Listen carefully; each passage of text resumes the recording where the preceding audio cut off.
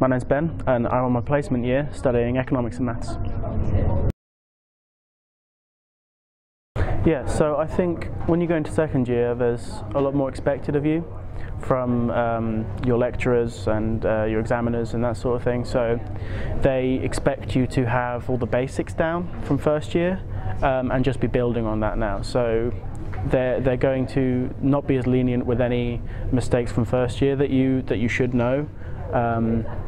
And if you don't have those basics, then it can be tough, because there were some areas where I didn't have maybe the basic knowledge that I should have had for certain modules, and then it's just going to keep building on that. Every lecture, everything is going to be building on the previous knowledge, and so you need to make sure you've got that down.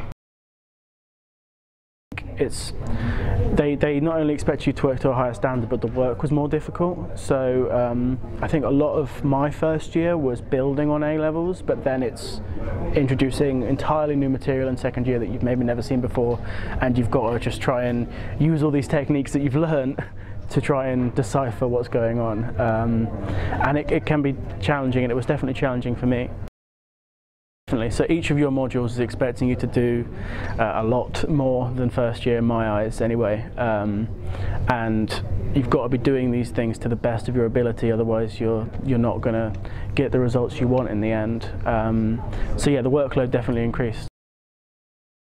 I felt that when I did come to study and revise, I would choose my place in the library quite well, because I've got a specific spot on everything that I like to go to, and if I'm there, you know, it works well, because I like to be in a quiet area. I like to have my music in, but I like everything to be calm around me, sort of thing. Some people were different about that, but that's how I like it, and that's how I revise best. So I think just setting it up like that to begin with was the best thing I could have done when I come to study in the library. In second year, I didn't do it very well, but what I've started doing recently is timetabling, so kind of just timetabling the week as opposed to timetabling the day. I feel like that's a bit too much, and it can get a bit strict and then a bit too restrictive on your day. But I like to try and set a few goals the night before for the next day, and these can just be like little things. So obviously I'm on my placement year now, so it might be something to do with work, or it could be something to do with my personal life, and it's just about setting these maybe small tasks or trying to break up your day so that you feel some sense of accomplishment just from doing these small tasks, and then it makes you want to do these tasks more, and you perform better in the long run. So besides from just obviously using the study spaces and the resources available here, I'd say that they could use Splash probably, because then if they do have a specific question about something to do with essays or just some sort of like academic question, then they can come here and get it answered relatively quickly. Whereas if they're trying to work out on their own, they might have never had to write in this way before, they might have never had to do these things that they're being asked to do.